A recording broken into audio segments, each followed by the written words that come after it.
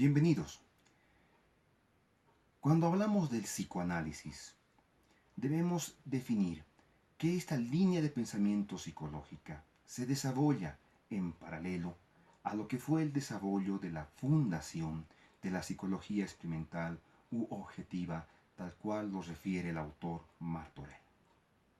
El psicoanálisis, sin embargo, presenta su propio desarrollo, sus propias cismas, su propia ortodoxia. Y este psicoanálisis, esta línea de pensamiento, no ignora a las otras áreas de estudio dentro de la psicología, áreas paralelas, más bien las confronta.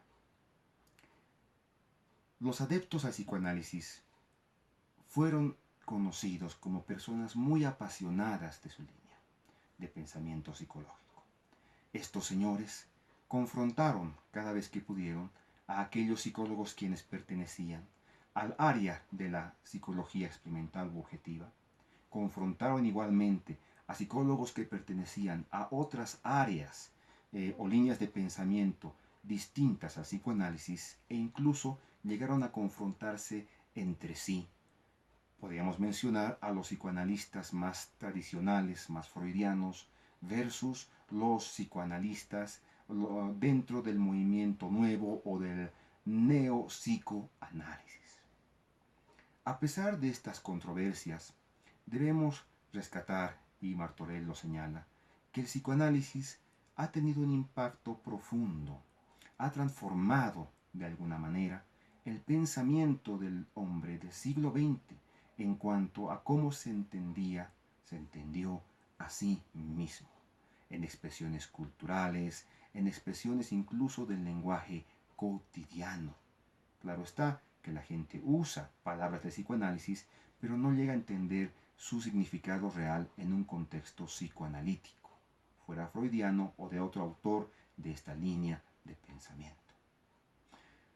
Es importante recalcar igualmente que cuando hablamos del psicoanálisis, este psicoanálisis que despertaba tantas pasiones, generaba en sus adeptos la necesidad de luchar por sus planteamientos, de profundizar los mismos. Pero hay que reconocer que cuando una persona se apasiona por algo profundamente, también puede cometer el error de ignorar las críticas que son necesarias respecto de su pasión. En el caso del psicoanálisis, podemos decir que algunos autores se aislaron, no escucharon las críticas, aislándose, valga la redundancia, en lo que el neuropsicólogo colombiano Fernando Cárdenas refiere como las islas conceptuales, es decir, encerrarse e ignorar los aportes generados por otras áreas psicológicas. Cuando hablamos de la fundación del psicoanálisis, la fundación es el desarrollo, la creación prácticamente, fue desarrollada por entero por Freud, Sigmund Freud, médico austríaco, quien iría modificando este método de investigación a lo largo de toda su vida. Un trabajo duro, complicado, que él mismo refiere en una de sus pocas entrevistas, si es que no la única grabada por la BBC, que fue un descubrimiento, un abordaje que encontró mucha resistencia por parte de sus colegas y otras áreas de la investigación en cuanto a la salud mental. Pero bueno, ¿qué es el psicoanálisis? El psicoanálisis es entendido como un método de investigación que busca convertir aquello que es inconsciente en algo consciente para traer salud a la persona. Es decir, remisión de los síntomas, retroceso de los mismos. Sobre la base del método de las asociaciones libres.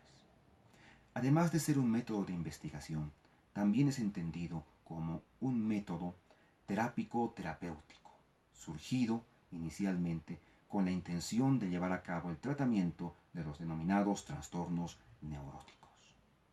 Este método lleva a cabo la recopilación de datos en un sentido próximo, no exactamente igual, al de un estudio de caso, en donde se averigua a profundidad los aspectos vitales de un solo individuo a la vez, ya que los individuos no pueden repetirse, son irrepetibles, no son iguales según los planteamientos psicoanalíticos, en vez de abocarse a buscar patrones de comportamiento generalizables desde una perspectiva estadística.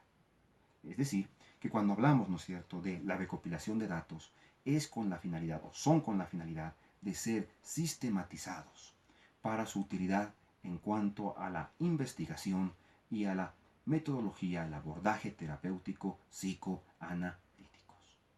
En este sentido, cuando hablamos del psicoanálisis igualmente, y valga la redundancia, debemos remitirnos a dos aspectos fundamentales, su objeto y su propósito. Cuando hablamos de su objeto, el objeto del psicoanálisis es el estudio del psiquismo inconsciente humano y su propósito es el de robustecer la modalidad consciente del individuo. En cuanto a los principales conceptos dentro del psicoanálisis y la definición de los mismos, lo primero que debemos mencionar es el llamado aparato psíquico. Para algunos autores es la mente humana. Este aparato psíquico son las estructuras y mecanismos mentales. Para poder entender en sí misma esta forma de ver la mente, debemos utilizar las dos tópicas desarrolladas por Sigmund Freud. La primera tópica refiere que el aparato psíquico se divide en tres sistemas principalmente, con la mente con dos modalidades, o sea que funciona bajo dos modalidades, que son el consciente y el inconsciente. Pero si hablamos de los sistemas, serían tres: el inconsciente, el preconsciente y el consciente. Cuando hablamos del inconsciente, este es gobernado por el llamado principio de placer, es decir, que presenta dos procesos: aquellos contenidos que son reprimidos exitosamente y aquellos contenidos que no son reprimidos con éxito, que en un momento son inconscientes, pero que luego pueden pasar al consciente, denominados preconsciente. Mientras que el sistema consciente es gobernado por el principio de realidad, en el sentido de que el objetivo fundamental en psicoanálisis es el de lograr robustecer este consciente, sentido de realidad, volcado hacia el mundo exterior, hacia la percepción, lo sensorial, hacia la adaptación del individuo, que aunque busca, ¿no es cierto?, volcarse hacia el exterior, también toma en consideración aspectos anímicos importantes del mundo interior del sujeto. Primera tópica. Segunda tópica. Freud nos habla de tres sistemas una vez más: el ello, el yo y el superyo. Cuando habla del ello, podríamos decir que es equivalente de alguna manera, pero no exactamente igual, al inconsciente. Gobernado el ello por el principio de placer, contiene en su interior, o es el asiento de los instintos que buscan como metas sexuales.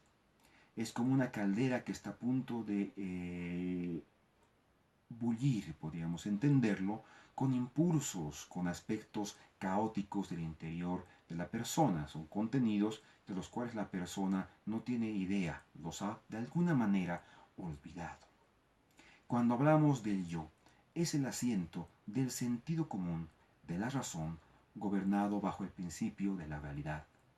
Este yo es el que permite, de alguna manera, satisfacer los deseos de manera adaptativa, de acuerdo a algunos autores. El yo tiene que lidiar con el ello, con el superyo e inclusive con la realidad. Cuando hablamos del superyo, este superyo es el resultado de la introyección de las figuras de los progenitores, es decir, de aquello que es bueno y malo desde el exterior. Si el yo no logra armonizar con el ello, se produce la angustia neurótica. Si no armoniza el yo con la realidad, se produce la angustia real. Si no armoniza con el superyo, se produce la angustia moral. Es pues en este sentido que, con esta segunda tópica, Freud nos dice, ahora podemos hablar, o por lo menos Freud, en palabras de Martorell, en la letra de Martorell, en su escrito, podemos decir que ahora podemos hablar con mayor propiedad, que el objetivo finalmente del psicoanálisis es robustecer este yo, haciéndolo independiente del superyo y aumentando su percepción y organización al poder apropiarse de áreas del ello ya trabajados con intervención de la persona, en este caso el que supuestamente analiza, el que interpreta. Recordemos que en psicoanálisis hay aquel que interpreta y aquel que es interpretado, y Martorell refiere que puede ser un solo individuo, que aquel que interpreta se interpreta a sí mismo. Hablamos en un autoanálisis. Además de estos importantes sistemas o conjuntos de sistemas, también refiere Freud lo que se entiende como la teoría del libido. Cuando se habla del libido, Freud refiere los instintos de vida y de muerte, eros y tánatos, y el libido es la energía, es una energía, la cual es propia del instinto de vida. Como energía puede desplazarse, puede distribuirse. Esta energía, para alcanzar un desarrollo adecuado del individuo, se divide en una serie de etapas que tiene que atravesarse, siendo la primera la etapa oral, luego la anal, luego la fálica, finalmente la genital, que refiere a lo que son zonas de alguna manera podríamos describirlas como placer libidinal, se concentra, zonas erógenas donde se concentra esta energía en particular. Un exceso en la gratificación de la libido o la falta de gratificación puede producir alteraciones o trastornos evolutivos importantes en la vida adulta, de acuerdo a los planteamientos freudianos. Entre la fase fálica y la fase genital se encuentra el periodo de latencia, en donde las necesidades libidinales ceden a la adquisición de nuevas capacidades por parte del individuo. De igual manera, y refiriéndonos, ¿no es cierto?, a los conceptos asociados, y volviendo al tema del instinto de vida, eros, y el instinto de muerte, tánatos, tal cual Freud, ¿no es cierto?, les pone estos nombres, el instinto de vida, cuya energía es el libido, llevará a la muerte, impulsará de lo organizado a lo desorganizado. De esta manera, cuando hablamos y nos referimos en esta línea de pensamiento hacia lo que es el instinto de muerte, tánatos, Freud no da cuenta del tipo de energía que le correspondería. Martorell señala que en algunos textos psicoanalíticos existe la presencia del llamado destrudo como una manifestación energética de este instinto descrito por Freud, siendo la descripción de estos instintos uno de sus últimos planteamientos teóricos. Martorell refiere que cuando hablamos de psicoanálisis, las raíces del psicoanálisis se remontan a los trabajos en el tratamiento psicoterapéutico. Se inician los trabajos asociados con la hipnosis para poder lidiar con el trastorno de la histeria. Los trabajos de Charcot, de Joseph Breuer, serán importantes como antecedentes a los trabajos de Freud, quien también trabajaría con la hipnosis. A través de la hipnosis se da cuenta de la existencia de contenidos inconscientes. Freud llega a la conclusión que es pues mediante la hipnosis que se puede conseguir lo que es la catarsis. Es decir, de alguna manera podríamos entenderlo como hacer aquello que ha sido desplazado, sustituido por un síntoma. ¿Qué quiero decir con esto? ¿Qué quiere decir Freud con esto, según Martorell? Existe un impulso y lo que debería seguir es un acto. Muchas veces el acto es interrumpido por cualquier circunstancia y entonces el impulso, como no hay acto, el acto es sustituido por un síntoma. El síntoma entonces es la sustitución de un deseo prohibido. En este sentido, cuando se hace la hipnosis, de alguna forma la persona elabora aquella impresión anímica de la cual no se tenía conciencia, de pronto se vuelve consciente y la persona consigue que el síntoma desaparezca de alguna manera. El paso decisivo para Freud es reemplazar, ¿no es cierto?, la hipnosis por la asociación libre. Con la asociación libre, Freud lo que está haciendo es utilizar un método en el cual la persona debe decir todo lo que le venga a la mente.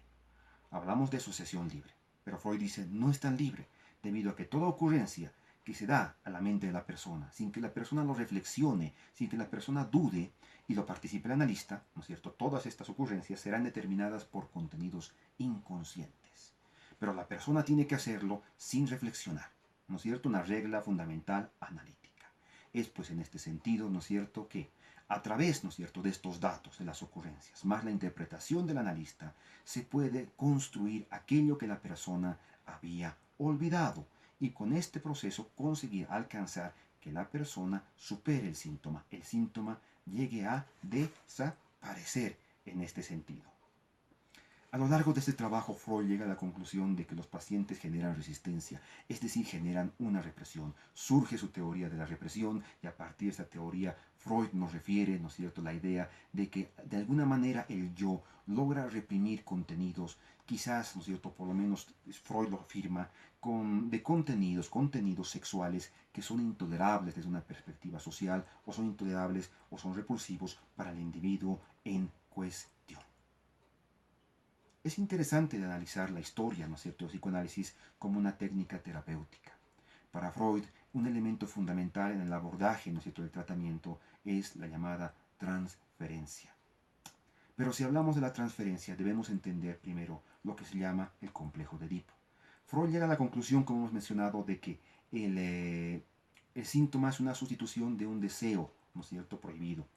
Debemos entender que las experiencias, este tipo de ideas, ¿no es cierto?, estas disposiciones imborrables que se repiten en la vida adulta, comienzan cuando uno es pequeño y muchas de estas, ¿no es cierto?, se reducen a la sexualidad infantil. Freud llamaría a los niños polimorfos perversos de alguna manera, señalando que los niños sienten el deseo de poder estar, ¿no es cierto?, de poseer al padre del sexo opuesto y reemplazar al progenitor del mismo sexo. Para resolver este complejo de Edipo, tienen que lograr identificarse con el progenitor del mismo sexo. Si se estancan, entonces en el periodo en el complejo de Edipo van a haber serias alteraciones en la vida adulta. Y entonces cuando hablamos de transferencia, se habla de un elemento fundamental. Es decir, que los contenidos, ¿no es cierto?, que han sido desplazados, reprimidos de alguna manera de la conciencia, estos luego asociados con la dinámica, la interacción que se tuvo, hablamos de un niño ya adulto que tuvo una serie de experiencias e impresiones, entre comillas, trauma, entre comillas, lo utilizaría con mucho cuidado, de la relación con las figuras paternas y maternas, aquellos seres importantes, personas importantes que ocuparían, ¿no es cierto?, estos roles de figura paterna y materna. Cuando entra en contacto, ¿no es cierto?, con el terapeuta ocupa el lugar de alguna manera de la figura, ¿no es cierto?, de autoridad. Y entonces de alguna forma se reproduce esta dinámica particular. Es así entonces que el terapeuta tiene que abstenerse de responder a los deseos y reclamos del sujeto asociados con la figura, ¿no es cierto?, paterna, materna. Y de esta manera lograr generar lo que era pasado, volverlo presente. Es decir, ¿no es cierto?, a través de una neurosis artificial mediante la transferencia, lo que se conseguirá es, ¿no es cierto?, generar el encuentro con la neurosis infantil, a partir de la cual se conseguirá brindar salud, adaptación a la persona con la que se está lidiando.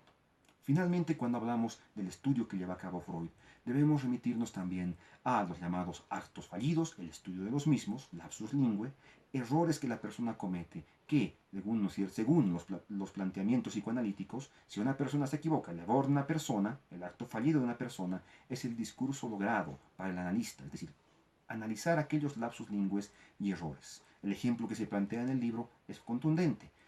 Mencionar el nombre por error de una persona a la cual quiero olvidar. Toda una historia, un discurso para poder analizar de alguna neurosis presente en el paciente. Y el análisis de los sueños. La vía regia hacia el inconsciente, la cual, ¿no es cierto?, nos permite abordar, ¿no es cierto?, contenidos los cuales son simbolizados, son, ¿no es cierto?, desplazados, condensados en lo que entenderíamos como sus dos formas, que serían, ¿no es cierto?, sus dos contenidos, el contenido latente, el contenido manifiesto. El contenido, ¿no es cierto?, manifiesto es el aparente y el latente es el verdadero contenido del sueño. Cuando hablamos, ¿no es cierto?, en este caso del sueño, debemos remitirnos a una frase.